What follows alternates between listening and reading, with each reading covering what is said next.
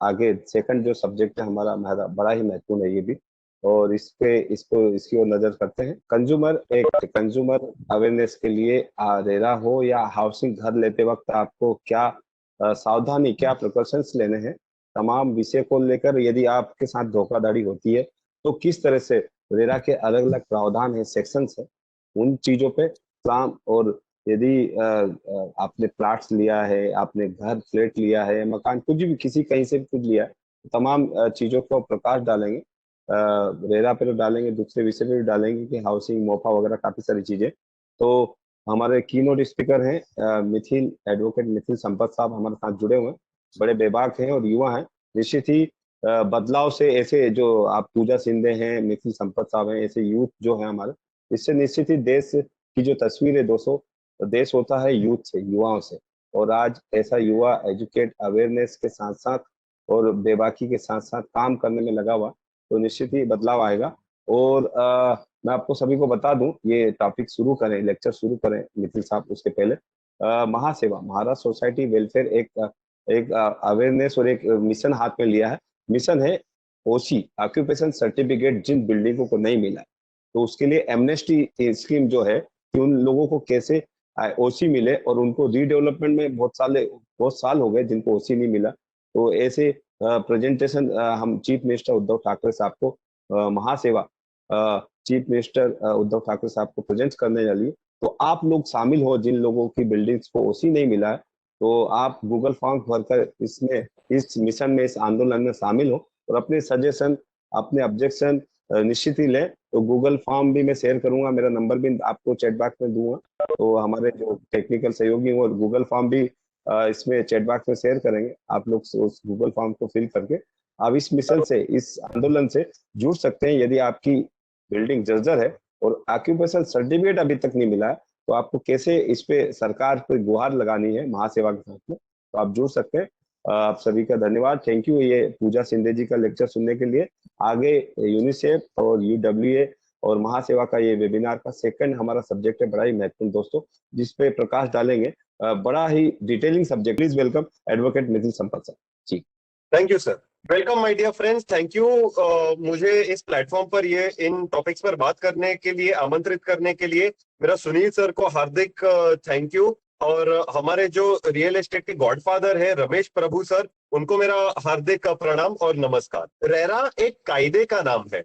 जब builder building बांधते हैं तो उन्हें कई नियमों का पालन करना पड़ता है। रेरा कायदे के पहले हर स्टेट के अपने खुद के ओनरशिप फ्लैट्स एक्ट होते थे। Maharashtra ownership, Gujarat ownership, Karnataka ownership वगैरह। फिर रेरा आया। अब जब हम फ्लैट और ऑफिस खरीदते हैं तो बिल्डर और परचेजर दोनों को रेरा का पालन करना कंपलसरी है।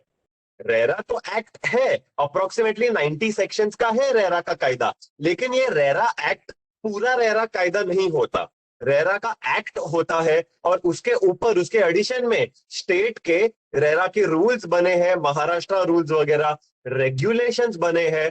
और रेरा अथॉरिटी ने कई सारे सर्क्यूलर्स निकाले हैं और कोर्ट केसेस पर जजमेंट निकाली है।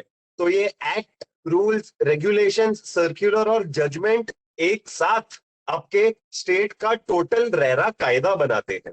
रेरा को कहते हैं सब्सटेंटिव लॉ, यानी जो पार्टीज के हक और जिम्मेदारियों को स्थापित करता है। तो ये रेरा कायदा उस प्रकार का है। और रेरा कायदे के अंदर 3 अथॉरिटीज दी गई है। एक है रेरा अथॉरिटी, दूसरे है एडजुडिकेटिंग ऑफिसर और तीसरे है अपैलेट ट्रिब्यूनल। ये रेरा अथॉरिटी जो है वे आपके स्टेट के रियल एस्टेट सेक्टर के गॉडफादर होते हैं। आपके स्टेट के रियल एस्टेट सेक्टर की देखभाल, इसकी जिम्मेदारी इस रेरा अथॉरिटी को सौंपी गई है कि आप ये सेक्टर को स्मूथ चलाए रखो। और फिर घर और ऑफिस खरीदने वालों की सुरक्षा के लिए सरकार ने एक और कायदा बनाया है जिसका नाम है कंज्यूमर प्रोटेक्शन एक्ट, ग्राहक को बचाने वाला कायदा। ये एक एडिशनल कायदा है ग्राहकों की रक्षा के लिए। इस कंज्यूमर कायदे में 2 किस्म के अथॉरिटी होते हैं, एक है कंज्यूमर कोर्ट्स और दूसरे है सीसीपी अथॉरिटी। कोई भी प्रॉपर्टी ट्रांजैक्शन में मेनली 2 पार्टी होते हैं। एक होता है परचेजर। परचेजर को रेरा में अलॉटी कहते हैं, जो अपार्टमेंट खरीदता है। और यही अलॉटी को कंज्यूमर में कंज्यूमर कहते हैं। और दूसरा होता है बिल्डर, जिसे रेरा में प्रमोटर कहते हैं और कंज्यूमर में ऑपोजिट पार्टी कहते हैं। एस्टेट एजेंट भी होते हैं, लेकिन उस पर ज्यादा गौर फरमाने की जरूरत नहीं है फिलहाल। एस्टेट एजेंट के प्रोविजंस बहुत स्ट्रेट फॉरवर्ड होते हैं। रेरा के साथ रजिस्टर करो, गलत प्रैक्टिसेस मत करो, फ्लैट का कुछ गलत मत बताओ, वगैरह। ये जो रेरा अथॉरिटी और सीसीपी अथॉरिटी है, ये उनके फील्ड्स के रेगुलेटर होते हैं। रेगुलेटर मतलब अगर इस फील्ड के लिए कायदा अपडेट करना पड़े तो पार्लियामेंट में अमेंडमेंट की जरूरत नहीं पड़ेगी। ये दोनों रेगुलेटर अपने रियल एस्टेट और कंज्यूमर फील्ड्स में कायदे को अपडेट कर सकते हैं। अभी फॉर एग्जांपल जब कोविड आया और 6 महीने के लॉकडाउन आए, तो रेरा ने 6 महीने प्रोजेक्ट की डेडलाइन एक्सटेंड की। तो ये होता है रेगुलेटर का पावर। रेरा ने रेगुलेटर के रूप में कई सारे सर्कुलर्स निकाले हैं रेरा के कायदे को सुलझाने के लिए। तो अभी दोस्तों, जब कोई प्रॉपर्टी खरीदता है और उसको बिल्डर के साथ किसी प्रकार की शिकायत होती है, तो अक्सर इन स्लाइड वाली चीजों पर होती है कि रेरा के साथ प्रोजेक्ट रजिस्टर नहीं किया है, प्रोजेक्ट बांध रहे हो लेकिन सरकार से सब परमिशन नहीं आई है, प्रोजेक्ट बांध रहे हो लेकिन जो सरकार ने अप्रूवल परमिशन दी है उसके अनुसार नहीं बांध रहे हो।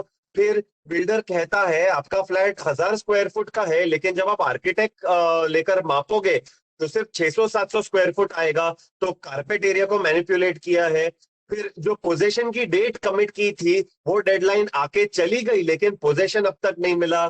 फिर जो अग्रीमेंट और पेपर वर्क्स बनाए हैं वो बिल्कुल आपके खिलाफ बनाए और बिल्कुल बिल्डर की मर्जी से सब चलेगा ऐसे बनाए हैं। ऐसी लिखावट है कि बिल्डर की मर्जी हो तो अलग फ्लैट देगा, बिल्डर से 2 साल की डिले होगी तो भी परचेजर केस नहीं करेगा, बिल्डर की मर्जी हुई तो कम एरिया देगा, बिल्डर की मर्जी हुई तो swimming pool, club house, gym amenities नहीं देगा। फिर आपने कोई एडवर्टाइजमेंट में प्रदर्शित चीजों को देखकर फ्लैट लिया, लेकिन वे चीजें बिल्डर अब नहीं दे रहा तो गलत एडवर्टाइजमेंट दी है। फिर पैसे कलेक्ट करते जाते हैं और कंस्ट्रक्शन नहीं करते, काम चालू ही नहीं करते। फिर लैंड में प्रॉब्लम्स होती है, सोसाइटी नहीं बनाते, कन्वेयंस नहीं देते, अग्रीमेंट नहीं बनाते, रेरा की वेबसाइट को अपडेट नहीं करते। फिर बिल्डिंग की क्वालिटी एकदम डेंजरस है, दीवार टूटने लगे, दरवाजे लूज हो गए, प्लम्बिंग में खराबी आ गई। और जब फ्लैट परचेजर ये सब की शिकायत करते हैं तो बिल्डर फ्लैट की बुकिंग ही कैंसिल कर देते हैं। तो इन सब चीजों पर आपको शिकायत हो सकती है। जब क्लाइंट लॉयर के पास आते हैं, उनको मेनली 2 में से एक टाइप का राहत चाहिए होता है। या तो क्लाइंट कहते हैं कि हमें इस प्रोजेक्ट में रहना ही नहीं है, हमें रिफंड चाहिए और हमें निकल जाना है इस प्रोजेक्ट से। या फिर क्लाइंट कहते हैं कि हमें अड़चन तो है लेकिन हमें इसी प्रोजेक्ट में रहना है, हमें इस फ्लैट पर मन आ गया है, तो फ्लैट दिलवाओ, एमिनिटीज दिलवाओ वगैरह, जो जिस प्रकार का रिलीफ चाहिए उन्हें। और इन दोनों में रिफंड या सब कंप्लायंस में, दोनों में क्लाइंट को कॉम्पेंसेशन और इंटरेस्ट की भी एक्सपेक्टेशन होती है। तो जब क्लाइंट हमारे पास आते हैं, हम कई रास्ते सजेस्ट करते हैं। पहला रास्ता होता है रेरा में पेनल्टी दिलवाना, दूसरा रास्ता होता है सीसीपीए के यहाँ इन्वेस्टिगेशन की रिक्वेस्ट करना, और तीसरा रास्ता एक मेन कोर्ट केस होता है, या तो रेरा का कोर्ट केस या फिर कंज्यूमर का कोर्ट केस। देखो दोस्तों, ये जो टेबल में पहली और दूसरी चीजें हैं, रेरा की पेनल्टी और सीसीपीए इन्वेस्टिगेशन, ये दोनों आप साथ में करवा सकते हो। लेकिन जो तीसरा कैटेगरी है कोर्ट केस, कोर्ट केस एक ही कोर्ट में चलेगा, या तो रेरा कोर्ट में या फिर कंज्यूमर कोर्ट में, और सेम चीज के लिए आप दोनों कोर्ट में फाइल नहीं कर सकते। उदाहरण देता हूं, अगर क्लाइंट को रिफंड चाहिए तो ऐसा नहीं कर सकते कि एक रिफंड रेरा से लोगे और दूसरा रिफंड कंज्यूमर से लोगे, ऐसा नहीं होता। ऐसा डबल रिफंड नहीं ले सकते।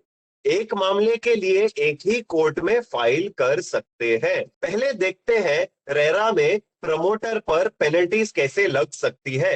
ये पेनल्टीज जो है वो रेरा को जाती है, परचेजर को नहीं आती है।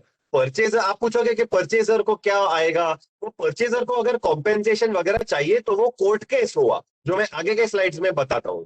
ये यहाँ कोर्ट केस की बात नहीं हो रही, ये रेरा की पेनल्टी है। ये सेक्शंस में जो पेनल्टी लगती है वो प्रमोटर रेरा में भरनी होती है।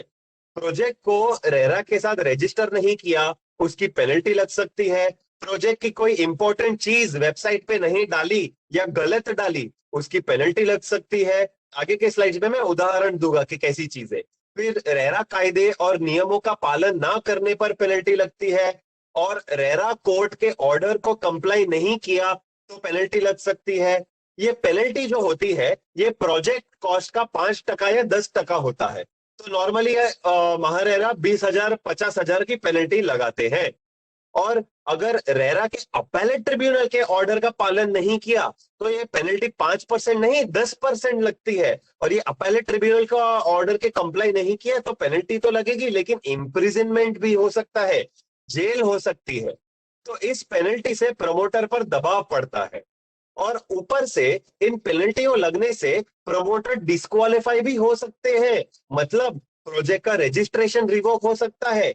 देखो, बिल्डर ने प्रोजेक्ट बनाना चालू किया, परमिशंस ली, फंडिंग जमा की, कंस्ट्रक्शन चालू किया, रेरा पे सब रजिस्टर किया, लेकिन इन पेनल्टियों की वजह से अब बिल्डर खुद का ही प्रोजेक्ट नहीं बांध सकता, खुद के बनाए रेरा आईडी पासवर्ड गवा देगा, उसको एक्सेस नहीं कर पाएगा, और उसको प्रोजेक्ट पर कोई हक नहीं रहेगा। पेनल्टियों का ये असर होता है, उन पर मनी का, पैसों का पेनल्टी पड़ता है और डिस्क्वालीफाई का पेनल्टी रिस्क होता है। इसे कहते हैं रेवोकेशन ऑफ प्रोजेक्ट रजिस्ट्रेशन। असल में छोटी बात नहीं है होती है ये, और ये रेवोकेशन एकदम लास्ट केस सिनारियो होता है, क्योंकि बिल्डर प्रोजेक्ट नहीं बनाएगा तो कौन बनाएगा। पेनल्टी से जरूर दबाव पड़ता है। देखते हैं कि सीसीपीए के इन्वेस्टिगेशन का क्या प्रोसीजर होता है। Thank you sir.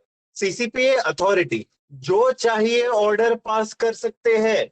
Section 20 order में उनको एकदम फ्री हैंड दिया गया है कि जो भी बात इन्हें प्रॉब्लमेटिक लगे उस प्रॉब्लम को किसी भी प्रकार से सॉल्व कर सकती है। किसी भी प्रकार से उस अड़चन को सॉल्व करने का पावर सीसीपीए अथॉरिटी को दिया गया है। कोई फॉर्मूला नहीं है जो कंपलसरी फॉलो करना पड़ता है, और कोई रिस्ट्रिक्शन नहीं दिया गया है। सीसीपीए को अगर आप कंप्लेन करोगे कि बिल्डर यूं यूं प्रकार का रॉन्ग डूइंग कर रहा है अलॉटीज के साथ, तो सीसीपीए उसके हिसाब से किसी भी प्रकार का ऑर्डर पास कर सकती है कि प्रमोटर को ये गलत चीजें बंद करनी होगी। और कंज्यूमर फील्ड में सरकार ने पहचाना कि पूरे कंज्यूमर फील्ड में एडवर्टीजमेंट आउट ऑफ कंट्रोल हो रहे हैं, तो सीसीपीए अथॉरिटी को गलत एडवर्टाइजमेंट बंद करवाने के लिए खास और स्पेशल पावर दिए गए हैं कि सेक्शन 21 के रूप में बिल्डर के ब्रोशर होते हैं, पैम्फलेट होते हैं, न्यूज़पेपर एडवर्टाइजमेंट होते हैं, रेडियो पर एडवर्टाइजमेंट होते हैं, इंटरनेट पर एडवर्टाइजमेंट होते हैं, और सड़क पर लगे बड़े बड़े बिलबोर्ड्स पर एडवर्टाइजमेंट लगते हैं। इन सब में बिल्डर खूब अट्रैक्टिव आकर्षक चीजें लिखते हैं कि बढ़िया सी अम्यूनिटीज है, gym swimming pool, club house मिलेगा, ढेर सारा ओपन जगह है, ढेर सारी हरियाली है, लग्जूरियस फ्लैट के सस्ते अफोर्डेबल प्राइस है, ऐसा एडवर्टाइज करते हैं। प्राइम लोकेशन पर लोकेटेड है, उसी रिसीव्ड स्टैम्प ड्यूटी रजिस्ट्रेशन नहीं लगेगा। कई प्रकार के अट्रैक्टिव एडवर्टाइजमेंट बनाते हैं, और अगर इनमें से सीसीपीए को लगता है कि कोई भी एडवर्टाइजमेंट फॉल्स है, मिसलीडिंग है, गलत है, तो उस पर स्ट्रिक्ट एक्शन ले सकती है सीसीपीए। पेनल्टी लग सकती है 50 लाख तक की, और जेल हो सकती है 5 साल तक की।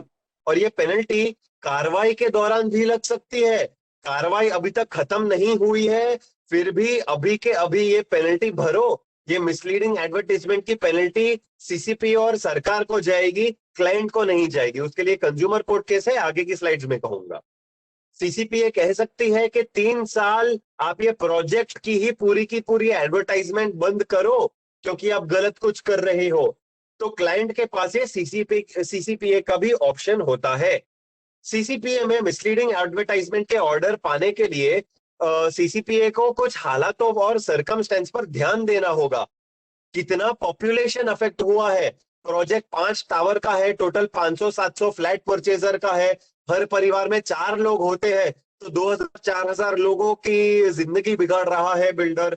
फिर कितने समय ये गलत एडवर्टाइजमेंट चले, 5 साल से इस प्रोजेक्ट की ऐसी एडवर्टाइजमेंट चालू है। फिर कस्टमर की किसी प्रकार की असुरक्षित सिचुएशन है क्या, कभी कस्टमर उतने पढ़े लिखे नहीं होते हैं और बिल्डर उस बात का फायदा उठाते हैं। कभी ऐसा होता है कि ज्यादातर रकम भर चुके होते हैं और ऐसा होता है कि अभी बिल्डर के साथ फाइट करने जाए तो कुछ प्रॉब्लम हो जाएगा, हम इतने पैसे भर चुके होते हैं। तो उन बातों को ध्यान दिया जाएगा ये ऑर्डर पास करने में, और इस गलत एडवर्टाइजमेंट से कितना मुनाफा हुआ बिल्डर को वो ध्यान देगी ये सीसीपीए अथॉरिटी। ये सीसीपीए इन्वेस्टिगेशन करने के लिए सीसीपीए को अलग से पुलिस के पास नहीं जाना होगा। सीसीपीए के पास इन हाउस पुलिस दी गई है, खुद का डिपार्टमेंट दिया गया है जिसका नाम है इन्वेस्टिगेशन विंग।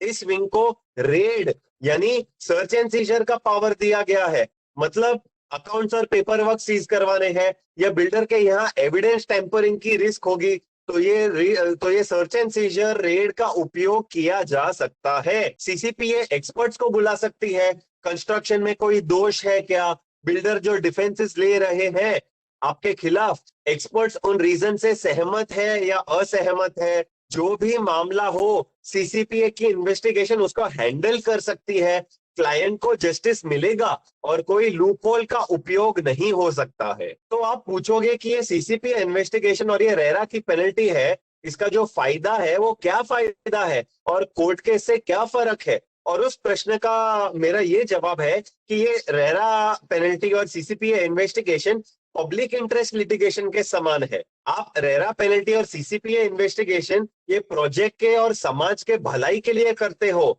इन अथॉरिटीज का यह कर्तव्य है इन सेक्शंस में। अगर आपको लगता है कि ये अनफेयर है बिल्डर के ऊपर, तो मैं आपसे कहूंगा कि सीसीपीए पेनल्टी और बिल्डर को भी कुछ सेफगार्ड्स और सॉल्यूशंस दिए गए हैं। बिल्डर को हक है रिप्लाई फाइल करने का। जब भी सीसीपीए समन्स भेजते हैं कि हमें आप पर इस ऑर्डर पास करना है, तो बिल्डर को हक है रिप्लाई फाइल करने का। कायदे में बिल्डर को कुछ एकदम खास डिफेंस दिए गए हैं जिसका उपयोग कर सकते हैं बिल्डर। सीसीपीए अगर बिना एविडेंस के रेड करती है तो बिल्डर सीसीपीए के ऊपर केस कर सकता है और सरकारी सीसीपीए पर पेनल्टी लगेगी। लेकिन अगर बिल्डर ये सीसीपीए इन्वेस्टिगेशन के ऑर्डर को मानता भी नहीं है और उसको अपील भी नहीं करता, तो फिर सीसीपीए मैजिस्ट्रेट को कंप्लेन करेगी और मैजिस्ट्रेट जो ऑर्डर की पेनल्टी है उसके उपरांत उसके ऊपर और पेनल्टी लगा सकती है, 20 लाख तक की एडिशनल पेनल्टी और 6 महीने तक की जेल। जितना बिल्डर ऐसे ऑफेंस इकट्ठा करता जाएगा उतना वो रिपीट ऑफेंडर बनेगा, यानी हर बार उसको ज्यादा पेनल्टी लगेगी। अगर एक अलॉटी या पहले अलॉटी के केस में 50,000 की पेनल्टी लगी है और रिपीट ऑफेंडर हुआ दूसरे केस में, तो दूसरे केस में उससे ज्यादा लगती जाएगी। तो ये थे पीआईएल वाले सॉल्यूशंस, रेरा पेनल्टी और सीसीपीए इन्वेस्टिगेशन। अब आते हैं कोर्ट केसेस पे, और पहले रेरा के कोर्ट केसेस देखते हैं। रेरा कोर्ट केस में दो अथॉरिटी होते हैं, एक है रेरा अथॉरिटी और एक एडजुडिकेटिंग ऑफिसर। ये एडजुडिकेटिंग ऑफिसर जो है इनका काम होता है सिर्फ कॉम्पेंसेशन देना। जब रेरा नया नया निकला था थोड़ा कंफ्यूजन था और एडजुडिकेटिंग ऑफिसर भी रिफंड वाले ऑर्डर्स पास कर रहे थे। फिर मैटर महारेरा अपीलेट ट्रिब्यूनल में गया और ट्राइब्यूनल ने प्रोसीजर स्थापित किया कि पहले रेरा अथॉरिटी का ऑर्डर लाओ और उस ऑर्डर के बेसिस पर उस ऑर्डर को आप एडजुडिकेटिंग ऑफिसर के पास कॉम्पेंसेशन को केस फाइल करो। तो ये ऑर्डर लेकर एडजुडिकेटिंग ऑफिसर के पास जाइए। तो कस्टमर को जो भी प्रॉब्लम दुविधा होती है बिल्डर से, रेरा अथॉरिटी में केस फाइल करना चाहिए। रिफंड में रिफंड चाहिए तो रिफंड की मांग करो, पोजेशन चाहिए तो पोजेशन की मांग करो। गलत कंस्ट्रक्शन किया है तो रेरा ऑर्डर लाओ कि हाँ गलत कंस्ट्रक्शन है, गलत फ्लैट है, गलत एमिनिटीज है, कंस्ट्रक्शन डिफेक्टिव है, और फिर एडजुडिकेटिंग ऑफिसर के पास कॉम्पेंसेशन की मांग करने के लिए केस फाइल करो। जब एडजुडिकेटिंग ऑफिसर कॉम्पेंसेशन का ऑर्डर देना होता है, उन्हें भी सीसीपीए की तरह कुछ मुद्दों पर ध्यान देना होता है। कितना गलत मुनाफा किया बिल्डर ने, कितना घाटा हुआ कस्टमर को, कितनी बार रिपीट कर रहे हैं ये ऑफेंस, और जो भी मामले उन्हें इंपॉर्टेंट लगे उनको एनालाइज करके कॉम्पेंसेशन दिया जाएगा। रेरा कहता है कि बिल्डर और कस्टमर की रिलेशनशिप क्या होगी और कैसे होगी वो सब्सटैंटिव कायदा है।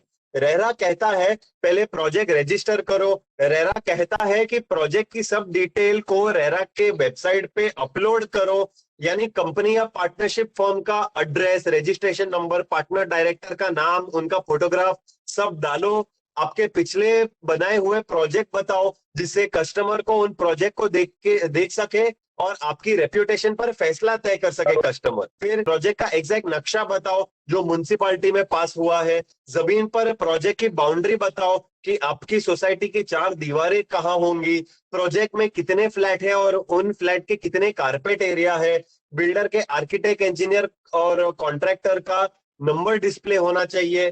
कई सारे कायदे अनुसार डिक्लेरेशन होते हैं। लैंड पर कोई डिफेक्ट या लोन या लिटिगेशन चालू हो तो उनके पेपर वर्क अपलोड करने होते हैं।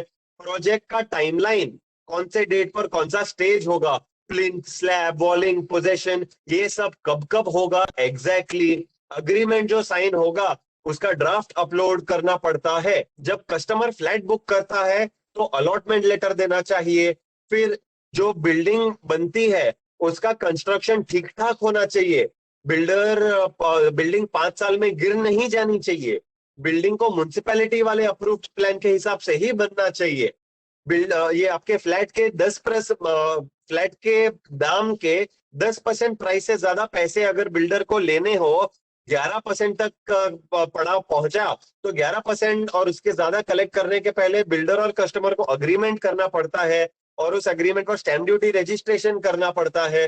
पोजेशन तभी देना चाहिए जब ऑक्यूपेशन सर्टिफिकेट आता है। सोसाइटी बनानी चाहिए और जब बिल्डर का काम सब खत्म हो जाता है तो फिर बिल्डर को प्रोजेक्ट से टाटा बाय बाय करना पड़ता है। सोसाइटी फॉर्मेशन के बाद आता है कन्वेयंस। कन्वेयंस का ये मतलब होता है कि ये प्रॉपर्टी, ये पूरा बिल्डिंग, सब एमिनिटीज, इसकी देखभाल अभी बिल्डर नहीं सोसाइटी करेगी। कन्वेयंस मतलब बिल्डर का अब इस प्रोजेक्ट से कुछ भी लेना देना बाकी नहीं रहा और बिल्डर का काम खत्म हो गया है। तो रेरा कायदा ये सब रिश्तों, हक और जिम्मेदारियों की बात करता है और रेरा अथॉरिटी में आप इन सब मामलों पर केस कर सकते हो। रेरा को भी इन्वेस्टिगेशन का पावर होता है कि जो भी पार्टीज कह रहे हैं कोर्ट केस में उस पर इन्वेस्टिगेशन करो कि कौन सच कह रहा है और कौन झूठ कह रहा है। रेरा केस के दौरान इंटरिम ऑर्डर भी पास कर सकती है कि केस के दौरान बिल्डर को फ्लैट की अलॉटमेंट कैंसिल नहीं करनी चाहिए या फिर फ्लैट किसी और को बेचना नहीं चाहिए। कस्टमर पर भी इंटरिम ऑर्डर लग सकते हैं कि टाइम टू टाइम पेमेंट करते रहो वगैरह। रेरा के प्रोसीजर को एकदम सिंपल रखा है, कहा है नेचुरल जस्टिस फॉलो करो, तो मैटर एकदम सीधा, सरल, संक्षेप रूप में डिस्पोज होते हैं। रेरा और एडजुडिकेटिंग ऑफिसर के ऑर्डर को 60 डेज के अंदर ट्राइब्यूनल में अपील करना होता है और ट्राइब्यूनल के ऑर्डर को भी वापस 60 डेज में हाई कोर्ट में अपील करना होता है।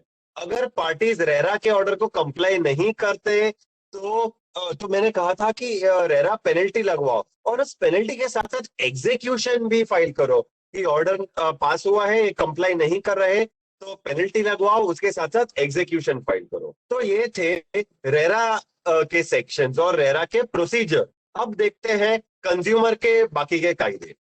पहले तो कंज्यूमर में थोड़े रिस्ट्रिक्शंस होते हैं।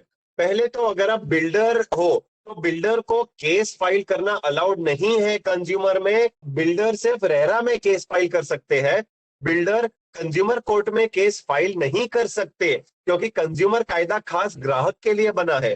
कंज्यूमर कोर्ट में सिर्फ ग्राहक केस फाइल कर सकता है और कंज्यूमर कोर्ट में सिर्फ बिल्डर को सिर्फ केस को डिफेंस या अपील या एग्जीक्यूशन करने की इजाजत है। तो बिल्डर केस फाइल नहीं कर सकता कंज्यूमर में, सिर्फ कंज्यूमर फाइल कर सकता है। और ये कंज्यूमर को भी थोड़े रिस्ट्रिक्शंस है। ग्राहक कोर्ट है, कंज्यूमर कोर्ट है, मतलब कस्टमर भी ग्राहक होना चाहिए। जब फ्लैट लेते हैं और जब कोई प्रॉब्लम होती है तो कस्टमर बिल्डर को ईमेल भेजते हैं, मैसेज भेजते हैं और उसमें कहते हैं कि मेरे टेनेंट को ये प्रॉब्लम आएगी या मेरे कस्टमर को ये प्रॉब्लम आएगी। कस्टमर को फ्लैट इसलिए लेना है या तो पोजेशन लेके भाड़े पे देना है या पोजेशन लेके जब भी दाम थोड़े बढ़ जाएंगे तो मुनाफे में बेचना है। तो कंज्यूमर कोर्ट में ये प्रॉफिट, ये मुनाफा नहीं चलता। आपका फ्लैट आपने रीसेल के लिए लिया है कि अच्छी दाम पे बेच दूंगा जब प्राइस बढ़ेगा, और रेंट पे देना है कि खुद वहां नहीं रहना, भाड़े पे देना है, तो इन्हें कमर्शियल पर्पस कहते हैं। तो कमर्शियल पर्पस नहीं चलता। लेकिन दो तीन चीजें हैं। जब कमर्शियल पर्पस खुद के लाइवलीहुड, रोजी रोटी और खुद के सेल्फ एम्प्लॉयमेंट के लिए होती है, यानी खुद वहां काम करने वाले हो, तो चलता है। लेकिन रीसेल और भाड़े वाले प्रॉपर्टी अलाउड नहीं है। फिर भी हम वकील हैं, हम सोल्यूशन दिलाते हैं।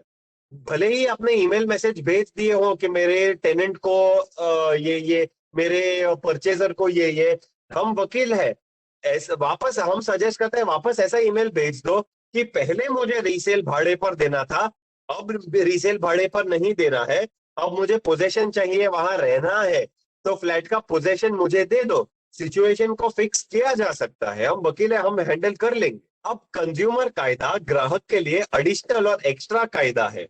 इसका मतलब कायदे में एक्स्ट्रा कुछ बेनिफिट दिए गए हैं ग्राहकों को। इस कायदे में कंज्यूमर में एक्स्ट्रा ऑफेंस, एक्स्ट्रा गुना बनाए गए हैं कंज्यूमर के फेवर में, कस्टमर के फेवर में। बिल्डर अगर डेफिशिएंसी इन सर्विस करेगा तो गुनाह है, यानी उसकी सर्विस में कोई भी खोट या कमी है। रिस्ट्रिक्टिव ट्रेड प्रैक्टिस, फ्लैट और उसके तहत सब सर्विसेज देने में मैनिपुलेशन किया है, और कभी कभी उसके वजह से कुछ दाम बढ़ गए जो आपको भरने पड़ते हैं। फॉर एग्जाम्पल, सोसाइटी को समय पर नहीं बनाया, समय पर कन्वेयंस नहीं दिया तो स्टैंप ड्यूटी बर्डन बर्डन बढ़ रहा है, समय पर अग्रीमेंट नहीं किया तो स्टैंप ड्यूटी बर्डन बढ़ रहा है, समय पर ऑक्यूपेशन सर्टिफिकेट नहीं लाए तो म्युनिसिपैलिटी पेनल्टी वाले टैक्सेस लगा रही है, वगैरह। डेफिशिएंसी इन सर्विस और unfair trade practice. Unfair contract, यानी जो पेपर वर्क किए हैं वो एकदम एक तरफे और पार्शियलिटी वाले हैं। क्लब हाउस तो 3 साल के बाद बनेगा, लेकिन उसकी मेंबरशिप फीस आज से भरो। अग्रीमेंट में लिखा होता है कि बिल्डर को कोई कॉम्पेंसेशन देना होगा तो वो सिर्फ 60%, 9% पेनल्टी भरेगा, लेकिन कस्टमर को कोई कॉम्पेंसेशन देना होगा तो वो 21%, इतना ज्यादा भरेगा। तो ये पार्शियलिटी वाले पेपर वर्क होते हैं। एक दिन अचानक बिल्डर आपको लेटर भेजता है कि आपका फ्लैट का साइज थोड़ा कम करना पड़ा, डिस्प्यूट के दौरान बिल्डर अचानक आपका अलॉटमेंट कैंसिल कर देगा, तो इन सब क्लॉजेस को नल एंड वॉइड ठहराया जाएगा। एक बड़ा एडवांटेज है ये अनफेयर कॉन्ट्रैक्ट का कि एक कस्टमर भी अगर अनफेयर कॉन्ट्रैक्ट ऑर्डर लाए तो वो उस पूरा अनफेयर कॉन्ट्रैक्ट का बेनिफिट, उसका लोभ पूरा प्रोजेक्ट में सब अलॉटीज ले सकते हैं। तो ये बहुत इंपॉर्टेंट वाला प्रोविजन है अनफेयर कॉन्ट्रैक्ट। और कंज्यूमर में सबसे बड़ा साइज वाला ऑफेंस है अनफेयर ट्रेड प्रैक्टिस, कोई चालाकी वाला गलत काम, इन शॉर्ट। तो ये सब एक्स्ट्रा ऑफेंसेस है जो कंज्यूमर कायदा ग्राहक को देता है। पहले वाली स्लाइड में लिखा था कि 3 प्रकार के कंज्यूमर कोर्ट होते हैं, डिस्ट्रिक्ट, स्टेट और नेशनल। तो ग्राहक का मैटर कौन से वाले में जाएगा? देखो, अगर आपका फ्लैट टोटल 5 करोड़ का है, लेकिन अब तक आपने सिर्फ पहली इंस्टॉलमेंट भरी है, पहली इंस्टॉलमेंट 20 लाख की, तो ये 20 लाख वाला अमाउंट काउंट होगा। इसको कहते हैं कंसिडरेशन पेड, मतलब प्राइस में से कितना दाम भरा है, कितने पैसे भरे हैं, उस अमाउंट को पकड़ के आपका कोर्ट डिसाइड होगा। डिस्ट्रिक्ट कंज्यूमर कोर्ट, यानी Mumbai district, Pune district for example, जिसमें 1 करोड़ से कम पैसे भरे हो। फिर स्टेट कंज्यूमर, यानी Maharashtra state consumer, Rajasthan state consumer, जिसमें 1 से 10 करोड़ के बीच में पैसे भरे हो। और नेशनल कंज्यूमर, दिल्ली में 10 करोड़ से ज्यादा पैसे भरे हो। तो रेरा का केस जाएगा उस रेरा के पास जहां प्रोजेक्ट लोकेटेड है। देखो, रेरा स्टेट का होता है, तो जहां आपका प्रोजेक्ट लोकेटेड है जो स्टेट में, वो स्टेट का रेरा के पास जाएगा। महाराष्ट्र में प्रोजेक्ट मतलब महारेरा के पास जाएगा। लेकिन कंज्यूमर थोड़ा अलग कहता है, जहां ग्राहक का रेसिडेंस एड्रेस या फिर ऑफिस एड्रेस हो, ग्राहक वहां भी केस फाइल कर सकता है।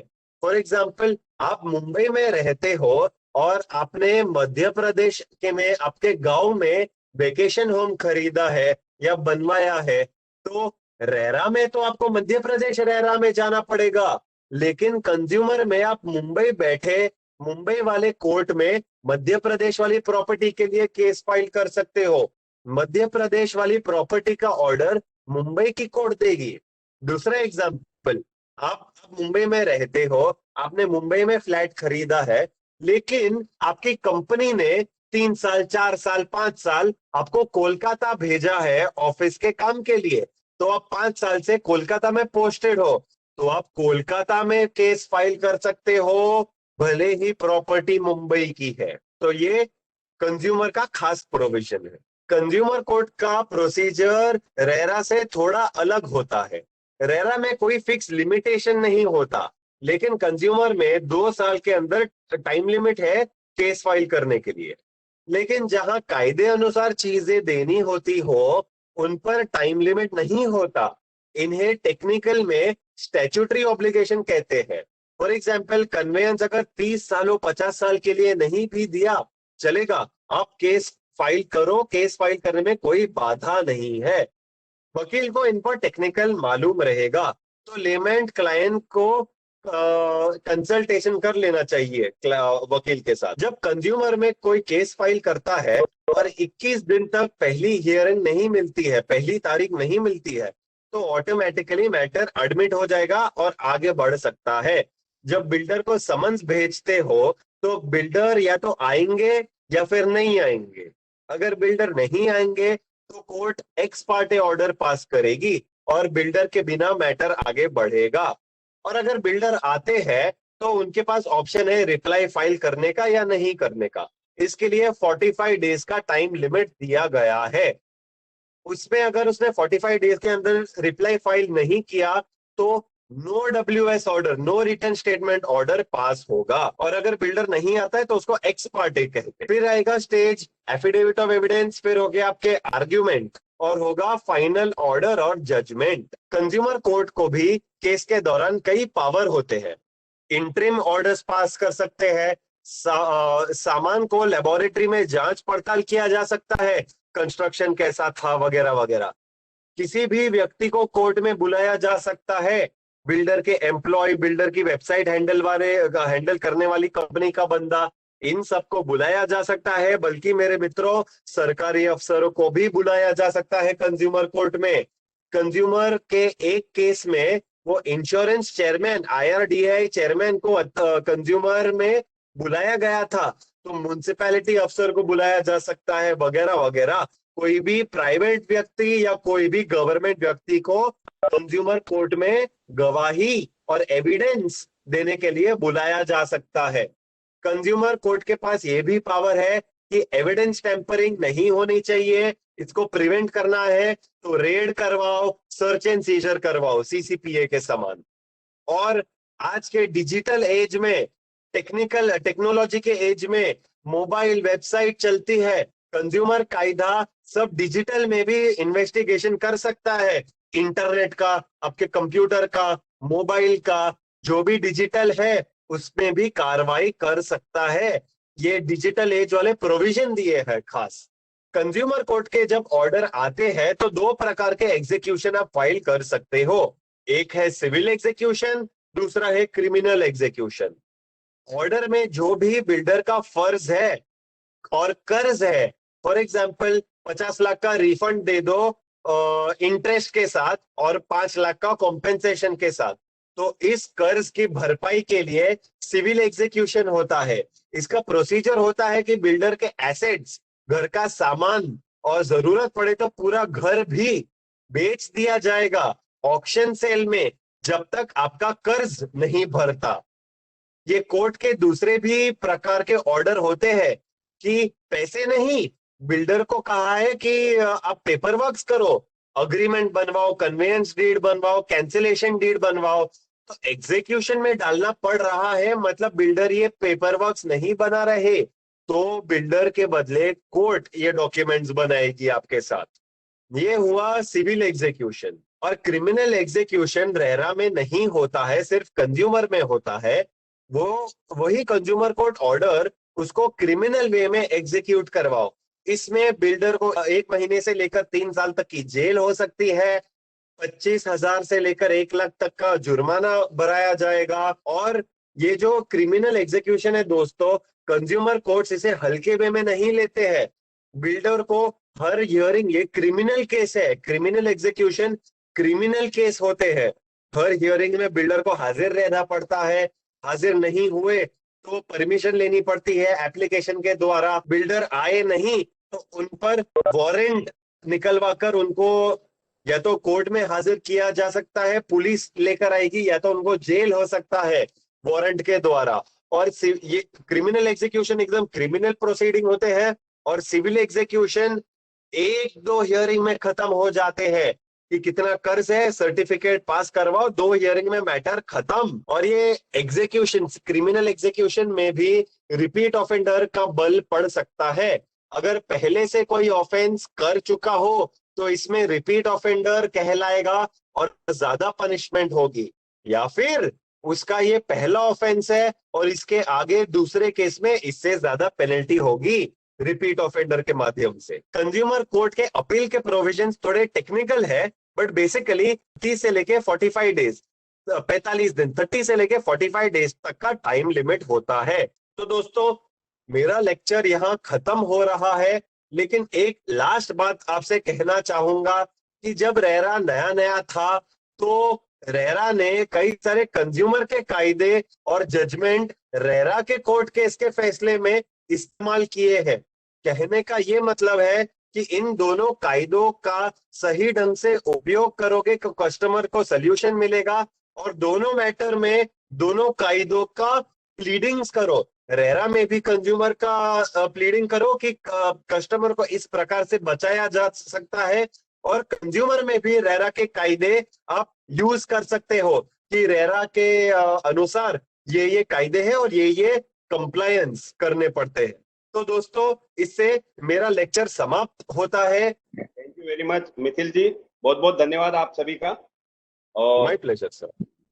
मिथिल संपत एक ऐसे युवा है, यूथ है हमारे मुंबई के, महाराष्ट्र के, देश के, जो रेरा और तमाम हाउसिंग कंज्यूमर उपभोक्ताओं को न्याय दिलाने में इनके पिताश्री श्री विनोद संपत जी का तो काफी नाम है कंज्यूमर अवेयरनेस के लिए, और कंज्यूमर के बिहाफ पे कंज्यूमर की जो साइड है वो प्रॉपर बताने के लिए। यदि विनोद संपत मुंबई और महाराष्ट्र और देश का एक अभिन्न नाम है जो अवेयर कर रहा है, और आज उन्हीं के सुपुत्र मिथिल संपत जी इसी लाइन पर चल रहे हैं। रेरा के एक्सपर्ट है तमाम, और उपभोक्ता कंज्यूमर्स पे क्या हो सकता है साइट्स पे वो, और रेरा पे क्या किस तरह से आपके अधिकार हैं। तो काफी अच्छा आपने लेक्चर दिया और काफी अच्छा बताया लोगों को अवेयरनेस के लिए।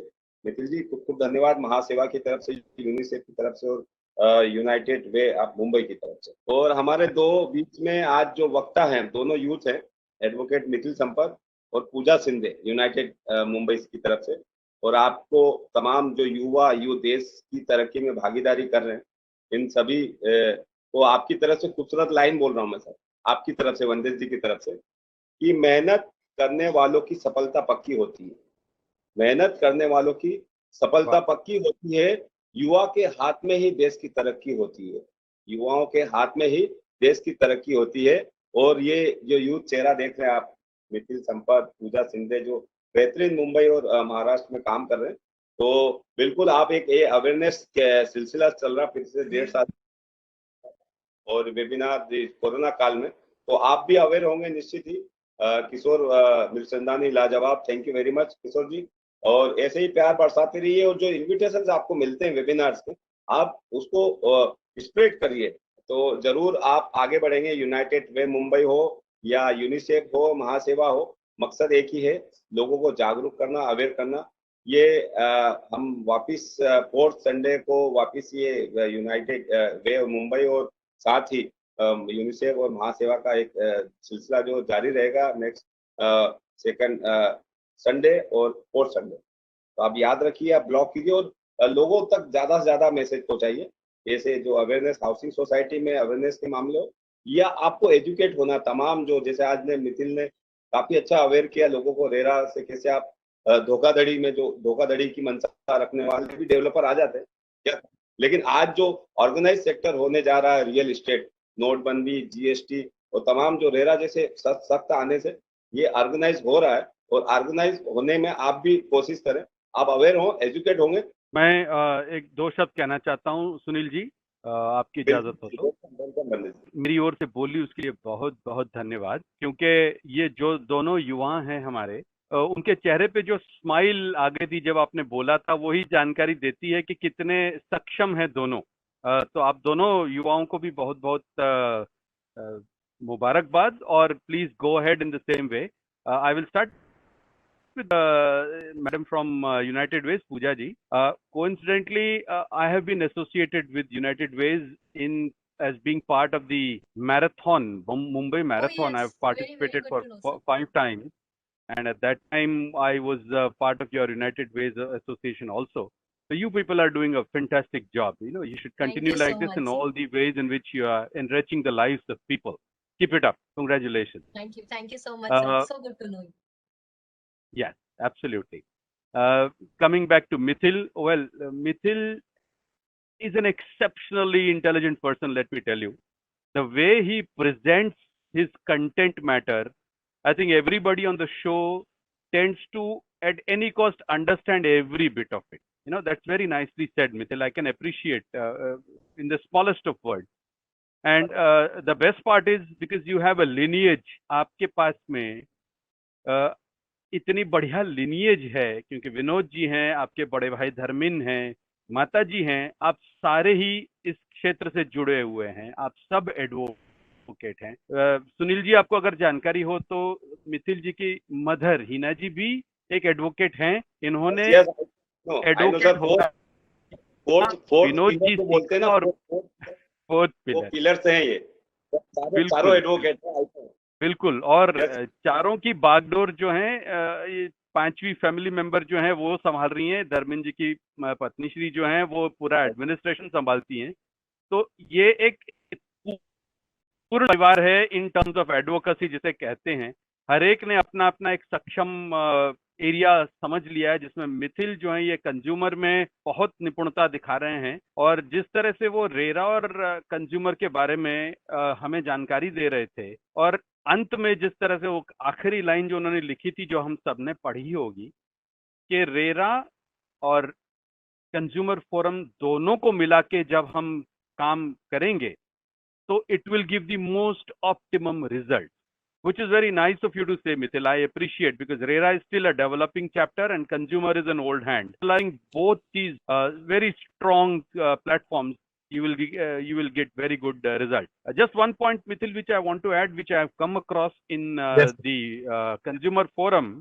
There is a very good application available on the mobile, which is called as a National Consumer Helpline, which has been developed by the consumer forum. So just to add on to the content जो आपने बताया है, people can use this helpline within 7 days.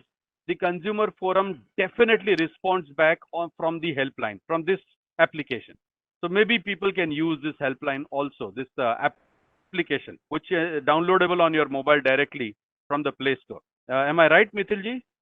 Yes, sir. Yes, sir. You're absolutely right. This helpline is there. And let me also add to that point that the big companies which have a big brand, big reputation, they are very sensitive and they are the ones who respond quicker and quickly when anyone complains on this website. So if it is a big builder operating in the whole state or many states and they are very conscious about their brand, they take these things very seriously. They respond, the government also responds, and the parties, the private parties also respond very quickly using that. The worry, Mithil ji, is just on a point of discussion. The worry is that generally the bigger builders do not even do something wrong. They generally tend to do right because they have to take care of your reputation. The worry is of the B grade builders and the C grade builders. You know, I call the Panwala builders. Many of them are the Panwala builders.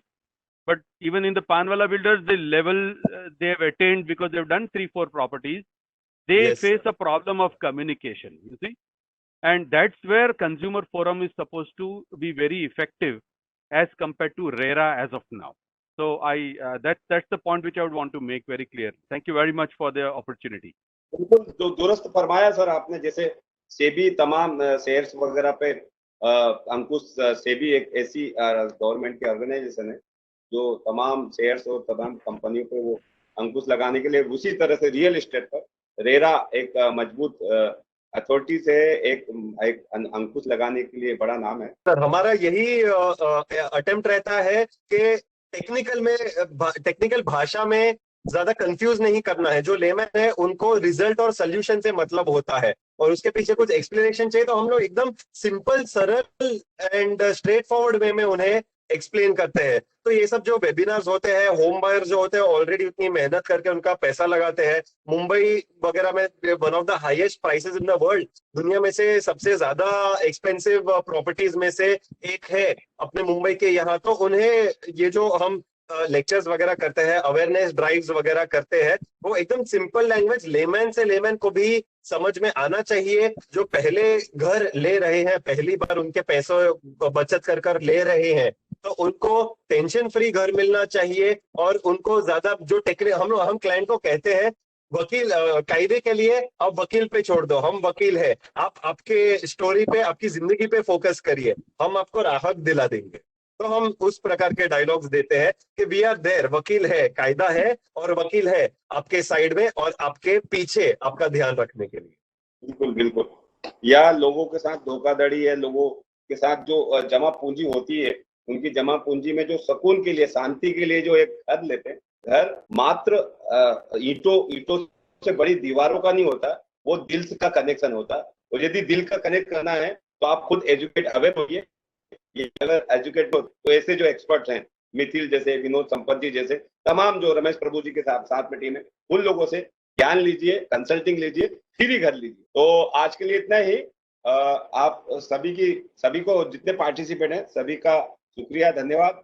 और मैं आपका दोस्त और host Mahaseva, Maharashtra society welfare association, और साथ ही UNICEF और ऐसी बड़ी संस्था जो बच्चों के लिए काफी साल से काम कर रही है। 1946 से के बाद से जो बच्चों से देश भर में जो दूसरा युद्ध हुआ था, उसके बाद से वो यूनिसेफ अवेयरनेस के लिए हमारे साथ जुड़ी। और उनके साथ में उनकी एक और एनजीओ यूनाइटेड वे मुंबई, पूजा सिंधे। तो बरो निश्चित ही हम इस सिलसिले में आगे बढ़ाते रहेंगे और लोगों को अवेयर करने में, कहीं ना कहीं कामयाब होने में कोशिश में बिल्कुल लगे रहेंगे। आप लोगों का शुभकामना चाहिए और आप लोगों इस मैसेज को ज्यादा से ज्यादा सर्कुलेट करें, लोग ज्यादा से ज्यादा जुड़े। इस शुभकामना के साथ में आप सभी से आज के लिए इजाजत लेते हुए एडवोकेट मिथिल संपत और साथ ही पूजा सिंधे का खूब खूब धन्यवाद, शुक्रिया, धन्यवाद। आपका मंगल हो, आपका कल्याण हो, और वंदे जी, Vande Mataram. Thank you very much.